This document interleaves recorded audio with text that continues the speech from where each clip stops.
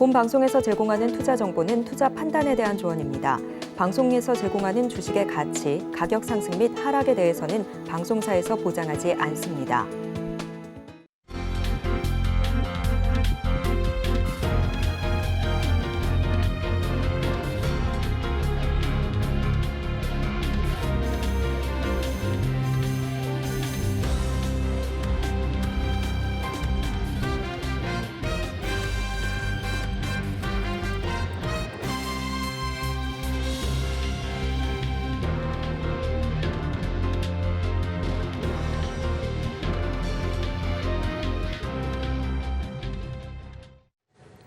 시청자 여러분 안녕하세요. 오늘을 돌아보고 내일을 준비하는 오늘장 내일장 일부 진행의 백선혜입니다. 지난 거래 뉴욕 증시의 분위기는 좋지 못했습니다. 제롬 파월 연준 의장의 발언 때문이다라고 분석을 할 수 있는데요. 연내 2번 정도 더 금리를 인상할 수 있다라는 점을 시사했습니다. 이 영향을 받아서인지 우리 증시도 하락세로 출발하기는 했습니다. 그래도 지금은 전략 후 강의 흐름을 보여주고 있습니다. 양대 시장 모두에는 지금 기분 좋게 빨간불이 들어오는 가운데 양대 시장에서는 오랜만에 기관 투자자들의 매수세도 포착이 되고 있습니다. 그리고 소폭이나마 외국인 투자자들은 코스닥 시장에서도 매수세를 보여주고 있습니다. 그래도 지수는 잘 가고 있지만 지금 양대 시장에서는 상승하는 종목 수보다는 하락하는 종목 수가 조금 더 많이 관찰이 되고 있습니다. 오늘 장 어떻게 대응하면 좋을지 저희 방송과 장 마감까지 함께해 주시기 바랍니다. 본 방송에서 제공해드리는 정보는 투자 판단을 위한 조언일 뿐 해당 주식의 가치와 수익률을 보장하지는 않습니다. 아울러 서울경제TV와 서울경제신문은 당사의 브랜드입니다. 최근 당사를 사칭하는 피해 사례가 늘고 있는 만큼 각별히 주의를 해주시기 바랍니다. 또 저희 방송 유튜브를 통해서도 보실 수 있습니다. 유튜브 검색창에 서울경제TV라고 검색하시면 저희 방송과 함께 하실 수 있으니까요. 실시간으로 댓글 참여도 많이 해주시기 바랍니다. 6월 22일 목요일입니다. 오늘장 내일장 1부는 이 시각 보도본부로 시작하겠습니다. 앞서서 살펴보셨던 헤드라인 중에서 3가지를 골라서 심층적으로 다뤄보겠습니다. 오늘은 보도국의 성나균 기자와 함께합니다. 어서 오세요. 안녕하세요. 네, 첫 소식부터 알아보겠습니다. 오늘 금융위가 금감원과 금융권 협회장 간담회를 열었습니다. 어떤 내용이 오갔나요? 네, 금융위는 오늘 금융회사 내부 통제 제도 개선 방안을 발표했습니다. 직책별로 금융사 임원의 책무를 배분한 책무 구조도가 도입된 건데요. 책무 구조도는 앞서 파생 결합펀드 사태, 라임, 디스커버리, 옵티머스 펀드 불완전 판매 사태 등을 거치면서 논의되기 시작했습니다. 금융위는 금융사 스스로 경영진별 내부 통제 책임 영역을 획정해서 경영진이 책임감을 갖고 임직원의 업무를 관리하도록 유도하기 위해 책무 구조도를 도입한다고 설명했습니다. 이를 통해 금융회사는 임원 신규 선임뿐만 아니라 직책 변경 시에도 전문성, 업무 경험, 정직성, 신뢰성 등 적극적 요건을 확인해야 하는 만큼 자율적인 내부 통제를 유도할 수 있을 것으로 전망됩니다. 네, 경영진이 책임을 갖는다라고 하셨는데 이렇게 제도가 개선이 되면서 CEO의 책임이 더 무거워졌다라고 보면 될까요? 네, 맞습니다. 이번 내부 통제 제도 개선안의 핵심은 금융사에 시스템적 실패가 발생할 경우 CEO에게도 책임을 물을 수 있게 했다는 점인데요. 현행 금융회사 지배구조법은 내부 통제와 관련해 금융회사는 임직원의 직무를 수행할 때 준수해야 할 기준 및 절차를 마련해야 한다고만 규정하고 있어서 책임 영역이 불분명하다는 지적을 받아왔습니다. 금융위는 현행 법령이 내부 통제를 마련해야 한다는 형식적 의무만 부과하고 실제 운영에 대해서는 규율이 없는 상황이라고 판단, 개선한 겁니다. 책무구조도 임원에 대해서는 기준 마련 적정성 점검, 미흡사항 파악 및 대응, 기준 준수 여부 점검 등 내부 통제 관리 의무를 부여했습니다. 또 대표이사에 대해서는 내부 통제 체계를 구축할 의무를 부과했는데 특히 조직적, 장기간, 반복적으로 문제가 발생하는 시스템적 실패에 대해서는 대표이사에게 책임을 물을 수 있도록 했습니다. 네, 다음 소식입니다. 최근에 우리 증시가 올랐던 이유를 살펴보면요. 외국인의 매수세가 유입이 됐기 때문이었었는데 최근에는 외국인의 움직임이 조금 다르게 포착이 되고 있죠. 네, 맞습니다. 외국인 투자자들이 최근에 우리나라 주식을 내다 팔고 있는 모습입니다. 오늘 한국거래소와 금융투자업계에 따르면 외국인은 지난 19일부터 전날까지 사흘간 유가증권 시장에서 1조 470억 원어치를 순매도했습니다. 다만 외국인은 최근 사흘간 삼성전자 주식을 570억 원어치 순매수했고 했고 SK하이닉스는 130억 원어치를 순매도하는 데 그쳤습니다. 전문가들은 최근 외국인의 주식 매도는 단기 과열 인식에 따른 차익 실현 성격으로 봐야 한다고 분석했습니다. 그러면 이렇게 시장 속에서는 외국인의 매도세가 일시적인 행태다라고 판단한다라고 보시는 걸까요? 네, 맞습니다. 시장 내부에서는 외국인 매도세와 증시 조정이 단기적일 것으로 분석하고 있습니다. 메리츠증권은 외국인이 그동안 주식을 많이 사들인 데다가 원화가 강세를 보이면서 외국인 입장에선 투자 모멘텀이 약해져 소강 상태에 들어갔다고 볼 수 있다고 설명했습니다. 이어서 비달러화 자산의 매력이 높아지면 외국인이 신흥시장 주식 매수에 나설 것이라며 외국인 입장에선 현재 중국 시장 매력이 높지 않아 우리 증시를 더 매력적으로 볼 것이라고 설명했습니다. 이와 함께 외국인이 반도체의 턴어라운드 가능성에 주목하고 2차 전지와 자동차 산업 등을 긍정적으로 보고 있다고 덧붙였습니다. 대신증권은 코스피가 단기 과열을 해소하고 2,500대에 진입하면 비중 확대에 나설 기회로 본다며 반도체, 2차 전지, 자동차주를 관심주로 제시했습니다. 마지막 소식 알아보겠습니다. 대한상공회의소를 비롯해서 우리나라 재계 인사들이 프랑스행 비행기를 탔습니다. 어떤 내용 때문인가요? 네, 대한상공회의소는 지난 21일에 프랑스 파리에서 프랑스 산업연맹과 한 프랑스 비즈니스 라운드 테이블을 열고 협력 방안을 논의했다고 오늘 밝혔습니다. 한국 측에서 우태희 대한상의 상근 부회장을 포함해 박승희 삼성전자 사장, 이형희 SK커뮤니케이션위원회 위원장, 송호성 기아 대표이사 사장 등 경제계 인사 13명이 참석했습니다. 이번 회의에서는 에너지와 기술 분야를 중심으로 양국 기업 간 중장기 협력 방안이 논의됐는데요. 대한상의와 프랑스 산업연맹은 이번 행사를 계기로 업무 협약을 체결해 협력을 확대해 나가는 한편 기업이 원활히 활동할 수 있도록 돕기로 뜻을 같이 했습니다. 또 이날 오후 삼성전자, SK그룹, 현대차그룹 등 우리나라 8개 그룹 회장단이 에마뉘엘 마크롱 프랑스 대통령과 면담을 진행했습니다. 여기서는 미래 교통수단, 의료 바이오 등 미래 전략 산업과 관련한 이야기를 나눈 것으로 알려졌습니다. 네, 오늘의 경제 이슈 살펴봤습니다. 지금까지 보도국의 성나균 기자와 함께했습니다. 오늘 말씀 고맙습니다. 감사합니다.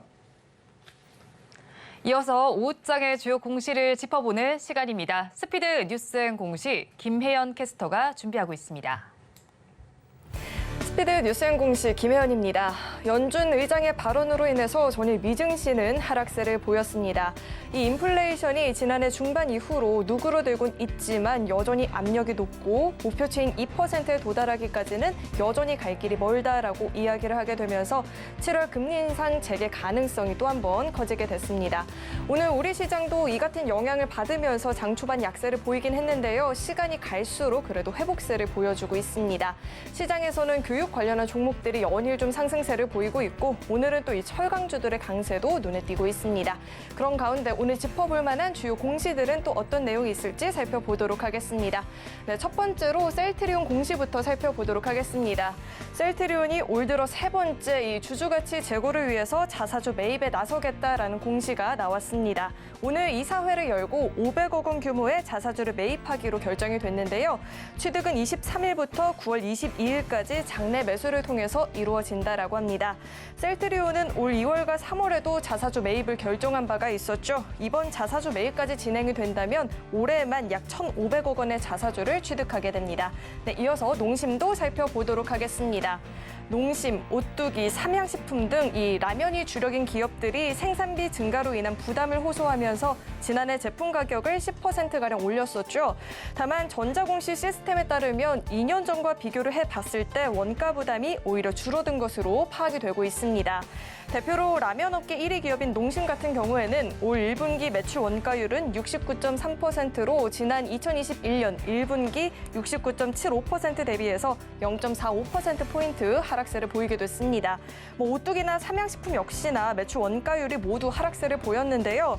이에 소비자 단체 협의회가 원재료가 상승을 이유로 가격을 올렸는데 막상 이 원재료값이 하락을 하는데 나몰라라 한다라면서 지적을 했습니다.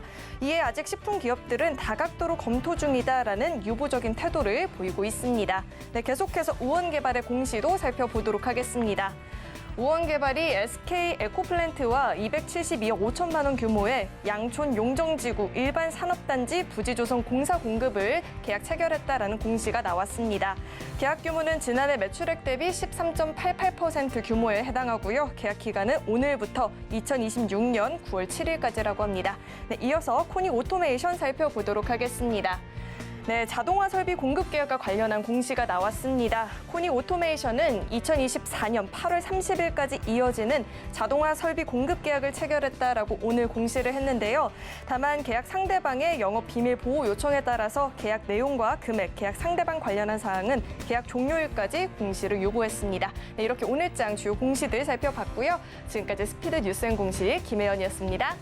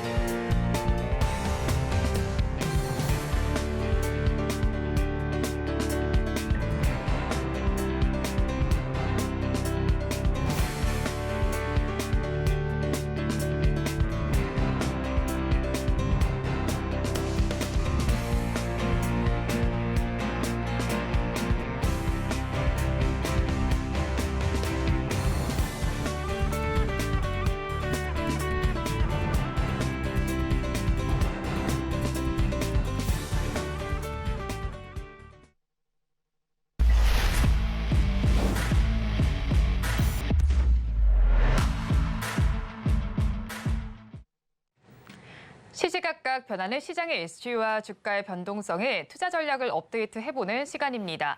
오늘은 루크투자연구소의 임순재 대표와 함께합니다. 어서 오세요. 네, 안녕하십니까? 네, 오늘장 이슈가 된 내용을 한번 살펴보도록 하겠습니다. 오늘장에서 핫 이슈가 된 뉴스 내용 화면을 통해서 살펴보시죠. 정부가 대학 수학능력시험에서 소위 킬러 문항을 배제하겠다라는 방침을 밝혔습니다. 공교육 관련 기업들이 상한가를 기록하는 등 연일 강세를 보이는데요. 유비온, 애니능률, 비상교육 등에서 움직임이 나타나고 있습니다. 관련 내용 서울경제신문에서 발췌를 했습니다. 자세한 내용 짚어보도록 하겠습니다.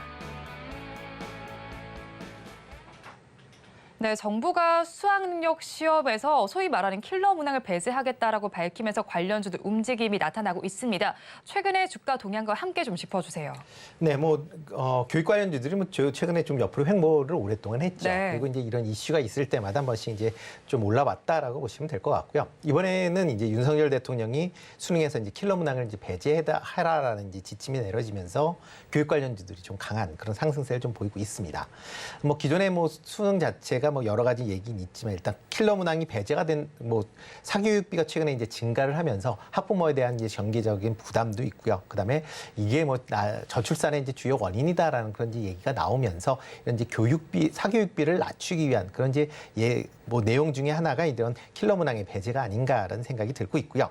이런 이제 킬러 문항을 배제를 한다라고 하게 되면 과연 이제 사교육비가 줄 것이냐라는 건 좀 차치적인 다른 문제가 아닌가 좀 생각을 해보고 있고요. 다만 이제 킬러 문항을 배제한다라고 하게 되면 이제 수능에 대한 변별력에 대한 관심사항이 지금보다 더 커질 걸로 예상이 되고 있습니다. 킬러 문항 자체가 갖고 있는 상위권 학생들에 대한 이제 네. 변별력을 갖고 있었던 그런 측면인데 그런 변별력이 약화되는 거 아니냐라는 우려가 나오게 되고요. 그러다 보면 이제 중간에 어정쩡한 그런 이제 사람들이 있는 경우, 대표적으로 중상위권 학생들 같은 경우는 기존에는 적당하게 하면 된다라는 것보다는 이제 어떻게 보면 문제가 쉽게 나오면 나도 잘할 수 있다라는 그런 생각으로 인해서 사교육으로 좀 더 몰려 나갈 가능성도 또 커지고 있는 그런 상황 아닌가 싶습니다. 그러다 보면 이런 이제 킬러 문항이 없어진다라고 해서 관련된 사교육이 준다라기보다는 이제 중킬러 문항이 증가를 하면서 또 이런 중킬러 문항을 대비하는 또 이런 사교육이 다시 활성화될 가능성도 있기 때문에 그런 점을 감안한다라고 하게 되면 교육 관련주들이 뭐 수능에 관련돼서 이런 사교육이 줄어든다라는 것보다는 또 새로운 시장이 창출된다라는 관점에서 투자자도 접근하는 거 아닌가라는 생각을 해보고 있습니다. 네, 일단은 뭐 킬러 문항을 배제한다라고 하면서 대학 수학 능력 시험에 대한 변별력에 대해 약간 물음표가 뜰 수도 있는데 준 킬러 문항이 늘어난다라는 점에서는 사교육도 약간 주목을 받을 수 있겠다라고 제시를 해주셨습니다. 그렇다면 종목별로 좀 살펴보도록 할게요. 유비온의 경우에는 지금 어제 이어서 오늘도 상한가를 지금 기록을 하고 있고요. 그리고 교과서 출판 기업이죠. 애니능률도 어제 이어서 오늘 또 급등세를 연출을 하고 있습니다. 그런데 다음 주에는 킬러 문항 개선책이 공개가 될 예정이고요. 또 테마적인 성격이다라는 생각도 들긴 하는데 가지고 계신 분들께서는 차익 실현의 기회로 활용을 해봐도 좋을까요? 일단 좀 차익 실현의 기회를 잡는 게 어떨까라고 개인적인 좀 생각을 해보고 있습니다. 일단 뭐 관련된 이제 기업들의 이제 움직임이 물론 이제 이슈가 있기 때문에 뭐 해당 사항이 있기 때문에 이제 움직인다라고 보여지는데요. 뭐 대표적으로 유비온 같은 경우 이제 학습 관리 시스템에 대한 이제 관심이 좀 부각이 된다라고 보시면 되는데 현재 대학교 한 120여 국에서 이런 학습 관련 시스템인 이제 코스모스를 이제 사용하고 있다라는 게 부각이 됐고요. 향후에 이게 이제 초중고등학교까지 이제 확대될 가능성도 있다라는 그런 이제 기대감이 이제 주가를 반영을 했다라고 보시면 될 것 같고요.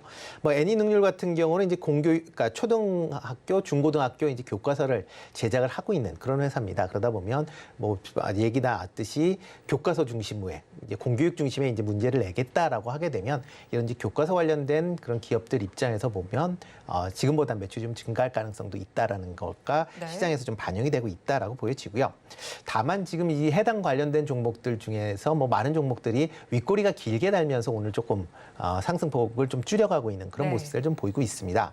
뭐 이런 이슈 관련돼서는 뭐 물론 다음 주까지는 좀 이제 이런 변동성이 클 걸로 예상이 되고 있지만 이런 이제 변동성이 끝난다라고 하게 되면 다시 뭐 교육 관련주들이 한번 상승한 이후에 다시 주가를 제자리 찾는 경우들이 많았기 때문에 이번에도 비슷한 흐름이 될 가능성도 있다. 뭐 그런 관점에서 보면 뭐 길게 본다라기보다는 단기적인 관점에서 접근하시는 게 어떨까라는 생각은 해보고 있습니다. 네, 대표님께서는 이런 종목들에 대해서 단기적인 트레이딩 관점으로 접근해 보자라고 말씀을 해주셨습니다. 그렇다면 지금 윤석열 대통령은 교육계와 또 사교육계의 이권 카르텔에 대해서 지적을 하기도 했고요. 사교육계에 대해서는 대대적인 단속에 나서겠다라고 강한 어조로 말을 하기도 했습니다. 그런데 어제와는 또 다르게 오늘은 사교육 관련주에서도 움직임이 나타나는데 무슨 이유 때문일까요? 일단 뭐 지금 교육이라는 게 단순히 교육 문제로 끝나는 게 아니라 이제 사회적인 전반적인 문제가 같이 맞물려 있다라고 보시면 될 것 같고요. 뭐 단순히 이 수능 문제로서는 이제 해결될 수 없다라는 게 이제 많은 사람들의 생각 아닌가라는 생각을 해보고 있습니다. 특히 이제 수능이 뭐 상대적으로 좀 쉬워진다라고 하게 되면 기존보다 또 사교육이 줄어드는 게 아니라 더 확대될 수 있다라는 그런 이제 생각들을 좀 많이 하고 있다라고 보시면 될 것 같고요. 특히 뭐 최근 들어 뭐 여러 가지 뭐 단속을 하고 있다라고는 하지만 이 단속 관련된 사항은 좀 일시적으로 끝날 수도 있고요. 네. 어떻게 보면 그 수능이 쉬워질 수 있다라는 것 때문에 또 이제 반수생들이 뭐 많이 학원을 또 찾고 있다라는 그런 이제 보도도 나올 만큼 지금 현재 상당히 이제 뭐 상황 자체가 상당히 혼란하게 움직이고 있다라고 보여지고 있습니다. 그러다 보니까 이제 사교육 업체 입장에서 보면 이런 혼란함이 어떻게 보면 가장 좋은 이제 사세를 이제 확장시킬 수 있는 그런 이제 기회로 또 작용될 수도 있기 때문에 뭐 그래서 아마 사교육 관련주들이 오늘 좀 강한 그런 주가 흐름세를 좀 보이고 있는 거 아닌가라는 생각을 하고 있고요. 특히 이제 여러 지금 제도가 나오고 있는데 사교육을 줄이겠다라고 하면서 이제 특목고나 자사고 같은 건 기존의 과 네. 비슷하게 그러니까 존치를 하겠다라고 얘기를 하고 있습니다. 뭐 나이대로 본다라고 하게 되면 교육 관련된 비용이 이제 초등학교 때가 가장 많이 지금 발생을 하고 있는데 이렇게 이제 발생하는 이유가 뭐 예체능 관련된 교육도 있지만 최근 들어서는 이제 대학교를 가기 위해서 뭐 일단 좋은 고등학교를 먼저 가고 싶어하는 그렇죠. 그런 수요들이 있고 그러다 보면 지금 초등학교 때부터 관련된 또 학원들이 또 성행을 하고 있습니다. 네. 그러니까 그만큼 학부모들 입장에서 보면 좋은 고등학교를 보내기 위해서 이런 또 학원을 보내고 있는데 그런 이제 소위 이제 좋은 고등학교라고 불리는 이제 특목고나 자사고가 유지가 된다라고 하게 되면 사교육 측면에서 보면 그렇게 줄어드는 게 아니라 지금과 같은 상황이 지속될 가능성은 더 있다. 그렇기 때문에 뭐 단속을 한다라고 해도 뭐 단기간에 뭐 이슈로 그냥 끝날 가능성은 더 커진다라고 좀 생각을 하고 있습니다. 네, 그렇죠. 뭐 수능에서 킬러 문항은 배제가 되지만 특목고와 자사고가 계속해서 유지가 되기 때문에 뭐 사교육이 아예 사그라들 것이다라고 보기는 좀 어려울 것 같습니다. 그렇다면 어쨌든 정부의 교육 정책은 변화가 되고 있습니다. 그렇다면 저희는 공교육과 또 사교육 차별화해서 전략 가져가 봐야 할 것 같은데요. 대표님께서 어떻게 보시나요? 네, 일단 뭐 교육 관련주들은 단기적인 이슈 때문에 아마 출렁거림은 좀 있을 걸로 네. 예상이 되고요. 그렇기 때문에 조금 전에 말씀드렸듯이 단기 트레이딩 관점으로는 뭐 보셔도 괜찮을 것 같습니다. 그렇지만 일반적으로 이제 이런 이제 단기 트레이딩에 조금 내가 좀 어렵다라고 하시는 분은 그냥 지켜보시고 다른 섹터를 찾으시는 게 좀 낫지 않을까라는 네. 생각이 들고 있고요. 뭐 현재 상황에서 만약 관련주를 본다라고 하게 되면 공교육 관련주들이 물론 강세를 이제 보이곤 있지만 네. 조금 뭐 중장기적으로 본다라고 하게 되면 뭐 공교육 관련된 부분이 강화가 되면서 아마 온라인 관련된 그런 이제 교육 그런 회사 쪽으로도 관심 좀 가지셔야 되지 않을까라는 좀 생각을 해보고 있습니다. 뭐 기존에 이제 입시제도가 뭐 지금 온라인 교육 자체가 뭐 아주 심화 학습을 한다라기보다는 네. 어느 정도 기본 공교육을 좀 더 이제 확대한다라는 그런 개념으로 지금 접근하고 있는 그런 이제 회사들이 많기 때문에 어떻게 보면 이런 온라인 관련된 교육 부분은 공교육을 조금 이제 보완해 줄 수 있는 그런 이제 네. 관점에서 좀 접근하시는 게 좀 좋을 것 같고요. 특히 이제 뭐 온라인 교육 같은 경우는 이제 유치원서부터 지금 뭐 고등학교까지 이제 다양한 그런 이제 채널들이 있기 때문에 이런 온라인 쪽으로는 아마 계속 조금 시장 내에선 관심을 가지실 필요는 있지 않을까. 뭐 실적 측면에서도 조금 개선될 가능성은 있다라고 생각이 되고 있습니다. 교육 정책 변화와 관련해서 온라인 교육제에 관심을 가져보셔도 좋겠습니다. 이어서 다음 주제 화면을 통해서 한번 보도록 하겠습니다. 오늘의 이슈가 된 내용 보겠습니다. 테슬라와 메르세데스 벤츠 등이 전기차 판매량이 급증하고 있습니다. 이에 따라서 올해 처음으로 전 세계 흑연 수요량 가운데 전기차 배터리 생산을 위해서 판매되는 비중이 50%가 넘을 것이라는 전망이 나왔습니다. 관련해서 STX와 크리스탈 신소재, 상고 그리고 포스코 인터내셔널에서 강세가 관찰됩니다. 자세한 내용 짚어보도록 하겠습니다. 테슬라와 벤츠는 지금 전기차 시장 점점 확대가 되고 있고요. 그러다 보니까 전기차 내 재료로 쓰이는 음극재 재료죠. 흑연을 확보하려는 경쟁을 하고 있습니다. 그래서일까요? 오늘 좀 강세가 나타나고 있는데 이 부분 저희 어떻게 보면 좋을까요? 네, 뭐 최근에 이제 2차 전지의 이제 사용량이 이제 증가를 하면서 관련된 이제 소재 관련돼서 관심들을 많이 갖고 계시죠. 특히 이제 소재 관련 쪽으로 본다라고 하게 되면 최근에 이제 양극재 관련된 소재가 가장 이제 시장에서 좀 핫했습니다. 그 이유 중에 하나는 뭐 2차 전지 배터리 중에 한 원가의 30~40%를 양극재가 차지하고 있기 때문에 그런 점이 이제 부각이 되면서 양극재에 대한 부분이 강조가 됐었는데요. 그래서 이제 양극재뿐만 아니라 2차 전지가 이제 확대가 될수록 뭐 양극재 물론 중요하지만 그 외에 이제 음극재도 상당히 이제 중요한 포지션을 차지할 수밖에 없다라고 보여집니다. 특히 이제 음극재의 주요 지금 소재인 이제 흑연에 관련돼서 지금 뭐 중국에서 상당 부분 이제 만들어내고 있는데요. 그러다 보니까 뭐 IRA 법안 이후에 중국 이외의 지역에 대한 이런 이제 소재에 대한 부분이 강조가 되면서 이런 음극재, 특히 이제 흑연 관련된 광산 관련돼서 뭐 테슬라나 아니면 벤츠 같은 이제 완성차 업체에서도 같이 관심을 갖고 있다라고 보시면 될 것 같습니다. 그렇지만 뭐 음극재 관련돼서는 뭐 흑연, 뭐 천연 흑연이나 그다음에 인공 흑연 관련된 부분도 물론 중요하지만 최근에는 이제 실리콘 음극재 관련된 부분이 상당히 시장에서 관심을 받고 있는 것도 사실이다라고 보시면 되겠습니다. 배터리의 이제 성능을 향상시키는데 양극재로는 좀 한계가 이제 부딪혔기 때문에 지금 이제부터는 이제 음극재를 통해서 에너지 밀도를 높인다든가 아니면 배터리의 충전 속도를 빠르게 한다든가 하는 형태의 그런 이제 2차 전지가 발전될 걸로 예상이 되고 있고요. 그러다 보면 이제 음극재 중에서 물론 흑연에 관련된 부분도 여전히 중요하게 생각을 하게 되지만 이외에 이제 실리콘 음극재 관련 분야도 같이 좀 주목해서 보셔야 되지 않을까. 뭐 그와 관련돼서 오늘 관련주들도 뭐 그런 부분 때문에 좀 오른 거 아닌가라는 생각을 좀 해보고 있습니다. 네, 흑연도 보시지만 실리콘 음극재와 관련해서도 한번 살펴보시면 좋겠다라고 말씀을 해주셨는데 오늘 흑연 관련주 어쨌든 움직임이 나타나는 만큼 이 중에서 또 독보적인 움직임을 보이는 종목이 상보입니다. 지금 상한가까지 치솟아 있는 상황인데요. 그런데 사실 과거의 사례를 되돌아봤을 때도요. 그때 급등을 했다가 다시 또 우하향 곡선을 그리는 양상이 펼쳐졌는데 이런 흐름이 똑같이 또 이어질 거다라고 보실까요? 네, 막 그럴 가능성 좀 있다라고 보여집니다. 물론 이제 2차 전지 내에서 뭐 지금 응급제 관련된 종목들이 많이 못 올랐기 때문에 네. 상대적으로 그러다 보면 이제 응급제의 주가가 좀 낮다라고 이제 생각을 될 수는 있지만 뭐 응급제 관련돼서 뭐 또 다양한 여러 회사들이 참여를 하고 있는 그런 상황이고 특히 이제 흑연 관련돼서는 뭐 국내 수입분 중에 한 90%가 지금 중국에서 들어오고 있기 때문에 국내 업체보다는 중국 업체에 대한 영향력이 좀 더 크다라고 보여지고요. 뭐 그러다 보니까 이제 중국 업체의 그 비중을 줄이기 위한 뭐 여러 가지 노력이 네. 있을 수밖에 없습니다. 뭐 대표적으로 뭐 포스코 같은 경우도 뭐 중국 이외의 지역에서 지금 뭐 화면을 네, 잠깐 지금 보시면 보면 되겠네요. 네, 네. 뭐 광물에 대해서 이제 의존 지역이다라고 보시면 될 것 같고요. 뭐 대부분의 지금 내용을 보면 중국에서 대부분 온다라고 굉장히 보시면 될 많네요. 것 같습니다. 네. 네. 뭐 지금 뭐 보면 산화 코발트나 뭐 망간, 그다음에 리튬 뭐 같은 경우 뭐 70% 이상이 중국에서 들어온다라고 보시면 네. 될 것 같고요. 흑연 같은 경우는 뭐 90% 정도가 중국에서 들어온다라고 보면 되니까 그만큼 이제 중국 비중이 상당히 커졌다라고 보시면 되겠습니다. 그렇기 때문에 이런 이제 중국 비중을 낮추기 위한 이런 뭐 완성차 업체나 아니면 소재 관련된 업체들이 뭐 다른 지역에 이제 광산에 투자를 뭐 계속 증가할 수밖에 없고요. 네. 물론 이제 그런 이슈가 있을 때마다 관련된 주가들은 움직일 가능성은 있습니다. 그렇지만 뭐 지금 상황에서는 그동안 이제 2차 전지 관련주들이 전체적으로 좀 많이 올랐다라는 부분이 있고 그다음에 향후에 이제 공급 과잉에 대한 우려가 이제 나올 수밖에 없는 상황이니까 그런 점을 감안한다라고 하게 되면 어느 정도 이제 주가가 오른다라고 하게 되면 관련된 종목의 비중을 좀 줄이시는 그런 전략이 유효하지 않을까라는 생각은 해보고 있습니다. 네, 일단 지금 광물 관련해서 살펴보니까요. 중국에 대한 의존도가 굉장히 높은 상태인 것 같습니다. 그런 만큼 지금 일단은 단기적인 관점으로 접근해 보라라고 이것도 말씀을 해주셨는데요. 오늘 일단 교육 관련 쪽도 봤고요. 또 흑연 관련된 종목들도 봤습니다. 탑픽 종목은 어디서 가져오셨을까요? 네, 뭐 그중에서 이제 응급제 관련 쪽으로 조금 관심 있게 좀 네. 보시면 뭐 지금보다는 차세대 응급제 관련 쪽으로 좀 관심을 그냥 가지시면 어떨까 싶습니다.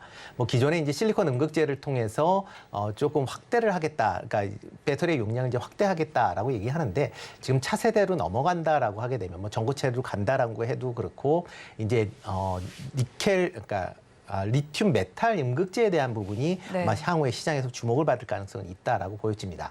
그렇게 된다라고 하게 되면 중간에 쓰는 이제 흑연 같은 음극제의 사용량이 상당 부분 이제 줄어들 수밖에 없는 거고요. 그러다 그 대신 이제 리튬 메탈을 이용한다라고 하게 되면 뭐 기존의 흑연 음극제보다 10배 이상의 그런 이제 에너지 밀도를 갖고 있기 때문에 뭐 차세대 음극제로 주목을 받고 있고 그만큼 에너지 밀도도 좀 지금보다 또 향상시킬 수 있다라는 점도 주목해서 보셔야 되지 않을까 싶습니다.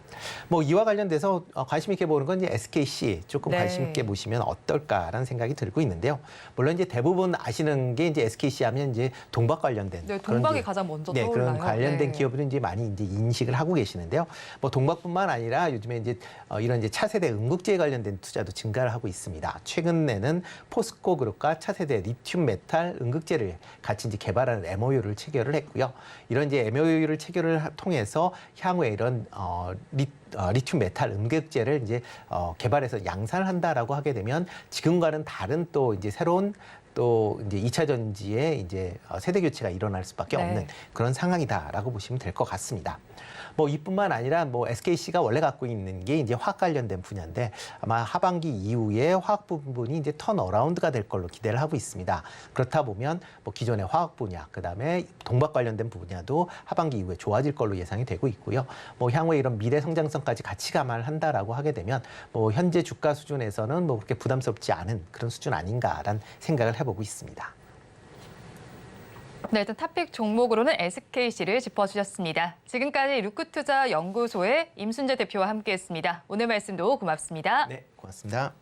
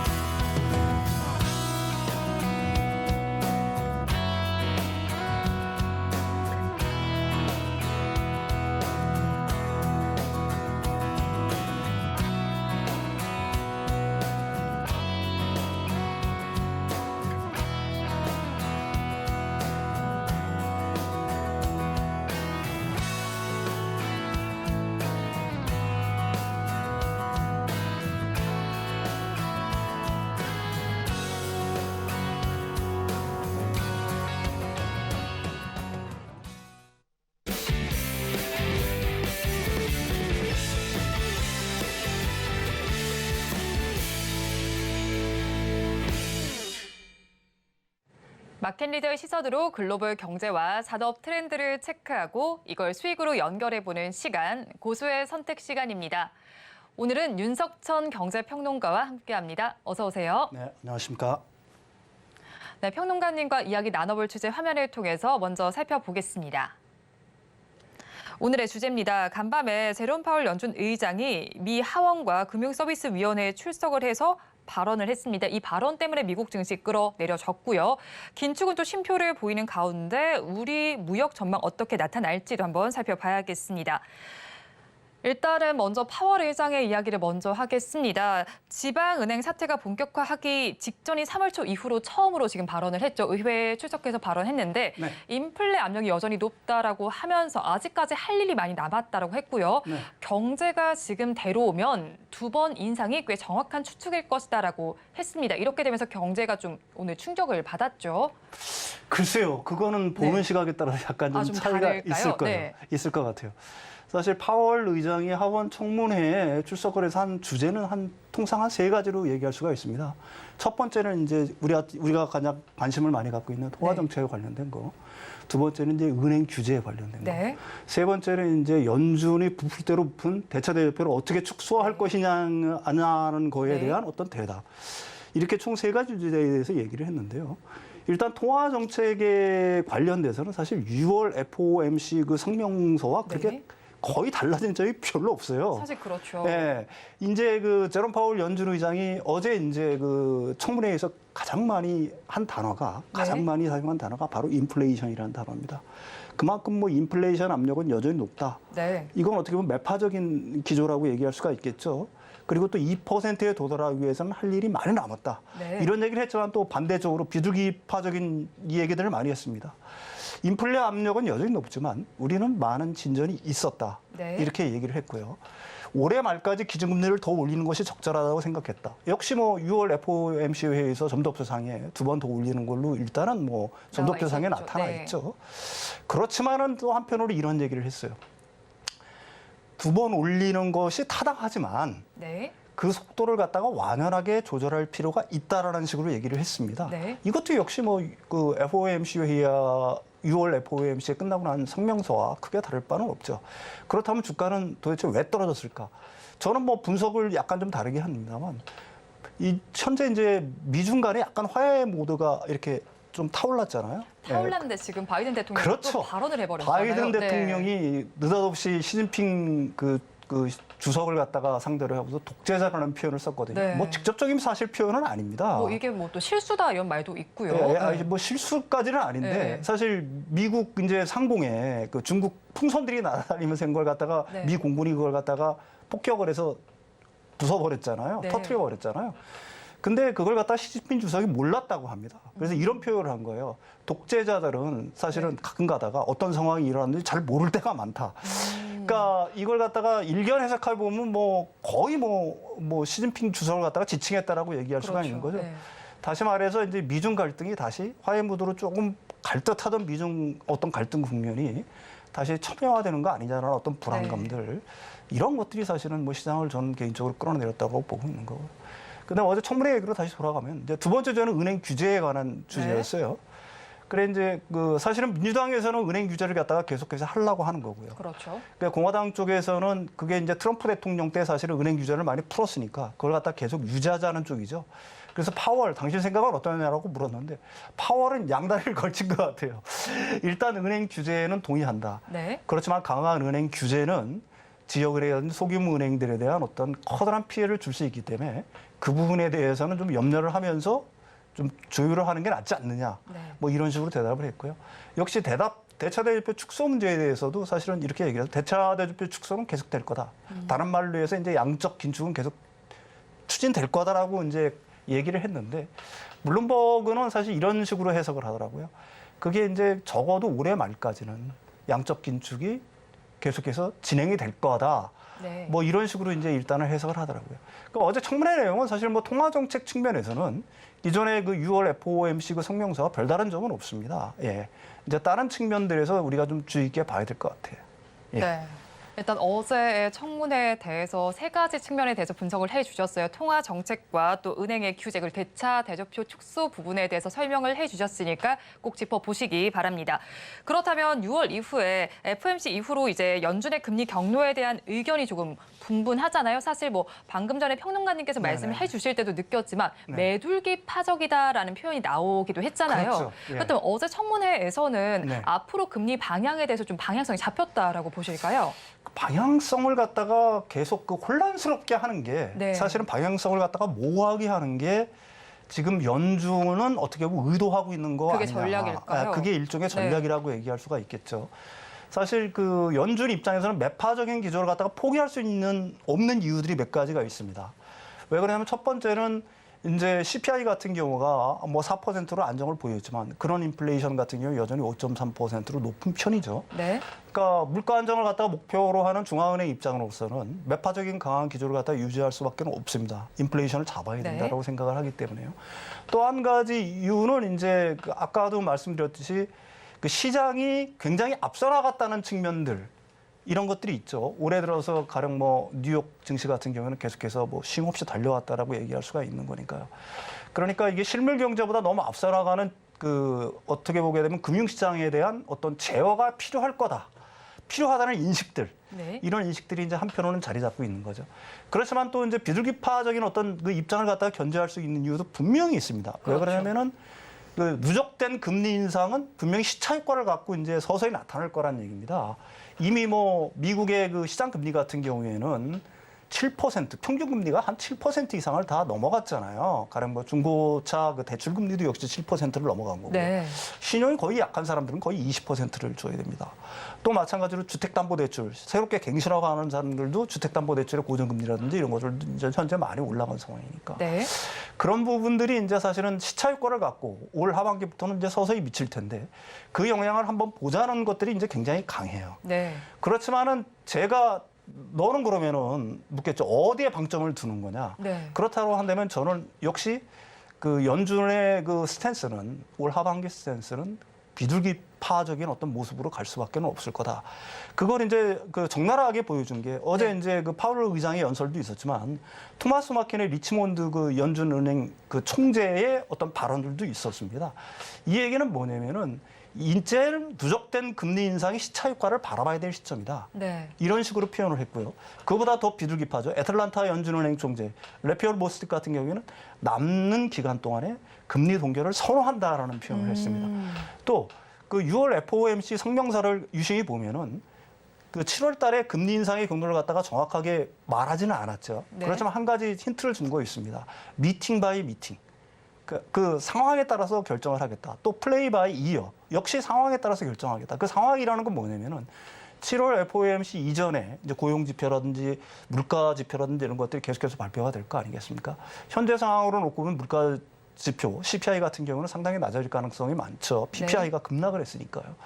역시 고용 상황도 지금 이제 신규 실업 수당 청구 건수 어떤 증가 추세를 보게 되면은 사실은 연준이 바라는 대로 고용 상황이 약간 악화될 가능성이 굉장히 많거든요. 네. 그렇다라고 한다면은 연준이 그 어떤 금리 인상, 올해 2번 금리 인상을 한다라고 일단은 얘기는 했지만 과연 금리 인상을 2번 할 수 있을지 네. 뭐 저는 개인적으로 의문인 상황입니다. 역시 미국의 시장에서도 이렇게 분석을 하고 있고요. 예. 네. 일단은 뭐 연준이 올해 내에 2번 정도 금리 인상을 한다라고 했지만 아직까지 물음표가 뜬다라고 말씀을 해주셨는데 그렇다면 일단은 그래도 연준의 말대로 금리 인상 2번 단행이 된다면요. 네. 지금도 벌어져 있는 한미 기준금리 차가 더 벌어질 가능성도 있잖아요. 이 부분에 대해서는 저희 어떻게 봐야 할까요? 이 부분에 대해서는 네. 계속해서 제가 얘기하지만 이 금리 차, 단순한 그 금리 차만 가지고 그러니까 한국에서 가령 뭐 달러가 빠져나간다는 거는 제가 생각하기에는 있을 수가 없는 얘기고요. 이제 가장 중요한 거는 결국은 한국 경제의 펀더멘탈이겠죠. 네. 그러니까 한국 경제의 하반기의 경제 성적이 어떻게 될 거냐. 진짜 턴어라운드를 해서 좋아질 거냐. 무역 수지는 개선될 거냐. 경상수지 적자는 좀 굉장히 좀 적자 폭이 상당히 없어지거나 아니면 흑자가 날 거냐. 네. 뭐 등등등. 이런 것들이 제가 생각하기에는 가장 큰 요인을 미칠 거라고 저는 보고 있는 거고요. 만약에 연준이 계속해서 이렇게 2번 정도 금리를 올린다라고 하게 되면 네. 한은은 만약에 진짜 2번 올린다라고 네. 하면 한은은 그럼에도 불구하고 금리 인상의 압박에서 자유로울 수는 없겠죠. 그렇죠. 예, 그거는 분명한 사실이라고 봅니다. 네, 일단은 또 우리가 또 우리나라 현상도 봐야 하는데 수출의 발목을 잡아왔던 부분이 좀 회복이 됐습니다. 일단은 2021년에 적자로 전환한 이후에 최소치를 좀 기록했는데요. 그런데도 일평균 수출은 2% 하락을 기록했습니다. 이유가 뭐다라고 보시나요?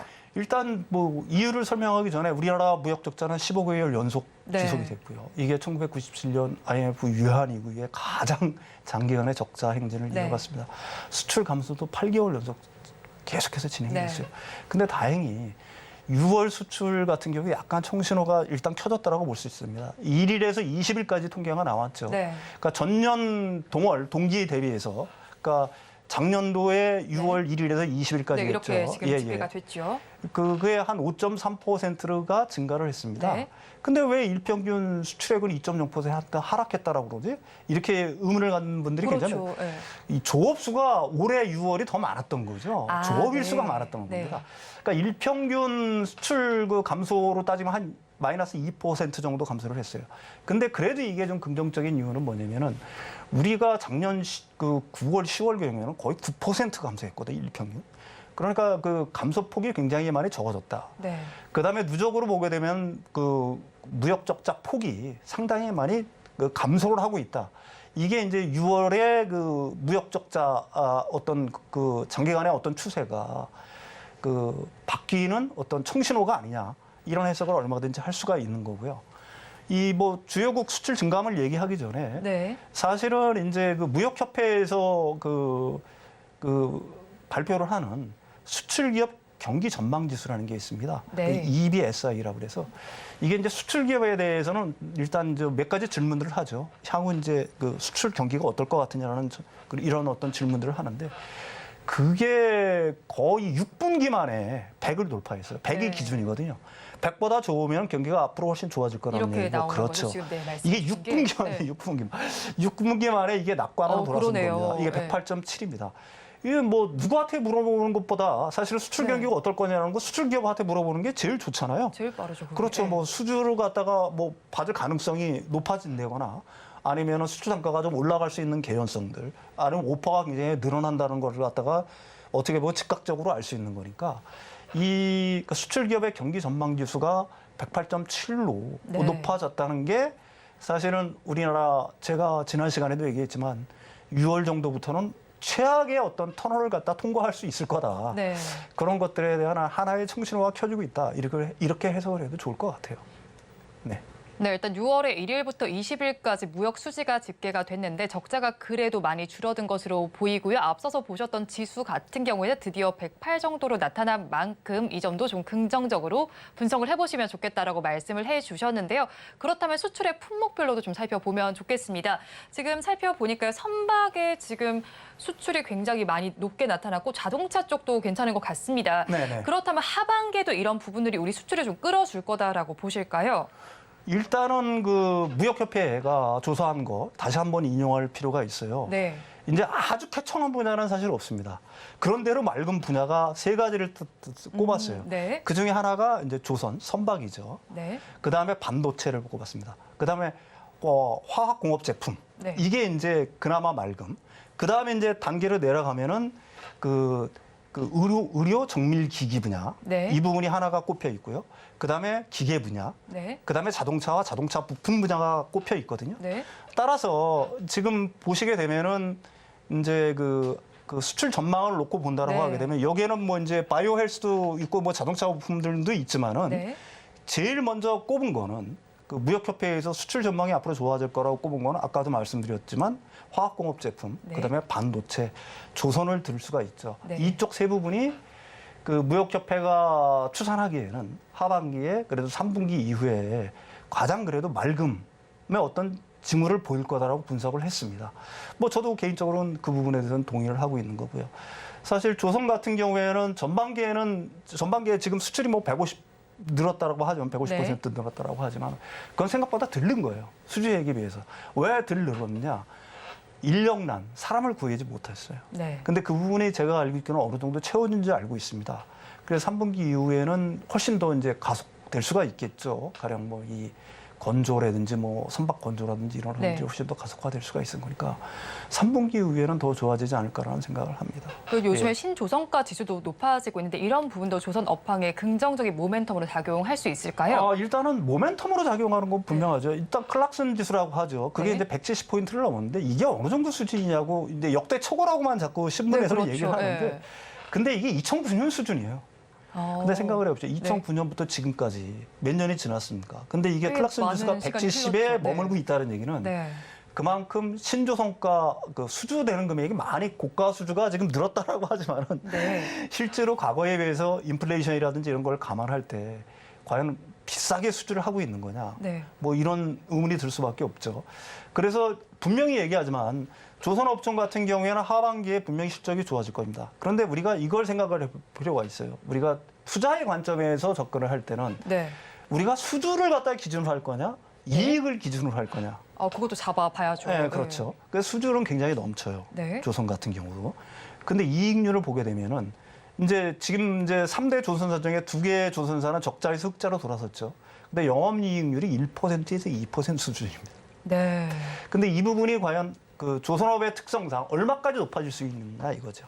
가령 뭐 20%를 돌파해서 영업이익률이 30%, 40% 이거는 불가능하다는 얘기입니다. 네. 제가 지난 시간에도 얘기했지만 그 조선업 같은 경우에는 노동 집약적 산업이고 인건비랑 재료의 비중이 굉장히 높아요.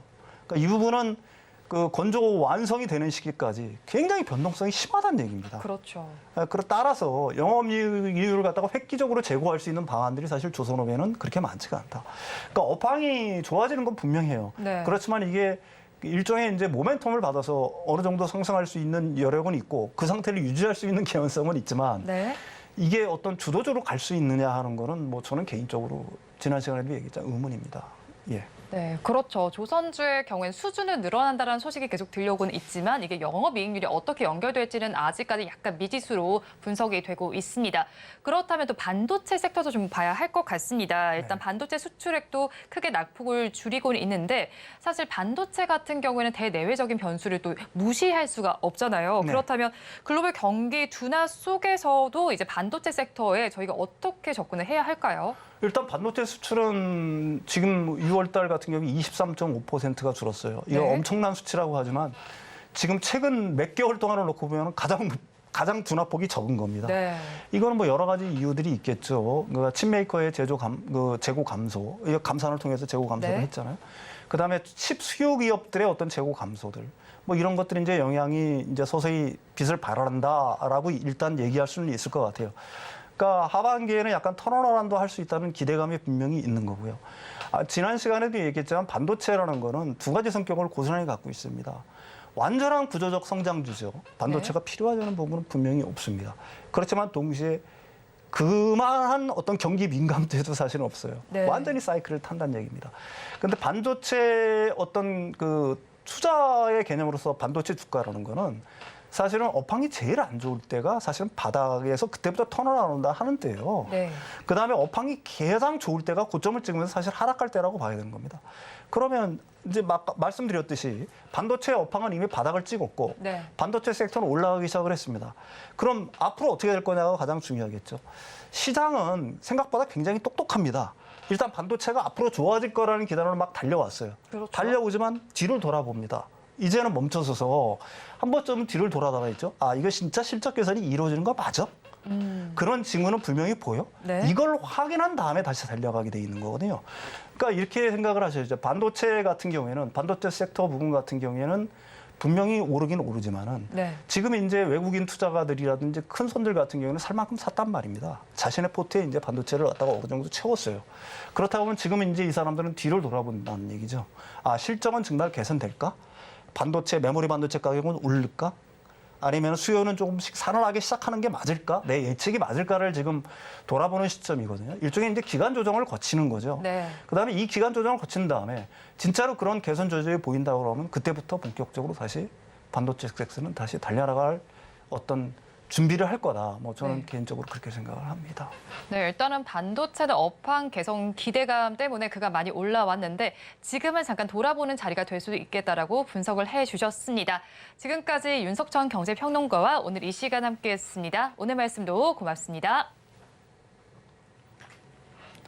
오늘장 내일장 일부 마칠 시간이 됐습니다.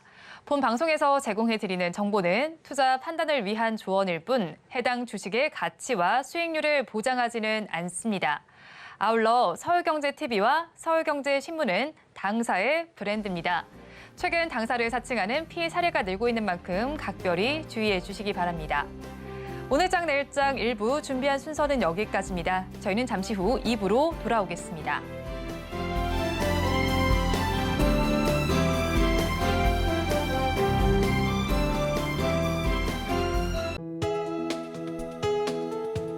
본 방송에서 제공하는 투자 정보는 투자 판단에 대한 조언입니다. 방송에서 제공하는 주식의 가치, 가격 상승 및 하락에 대해서는 방송사에서 보장하지 않습니다.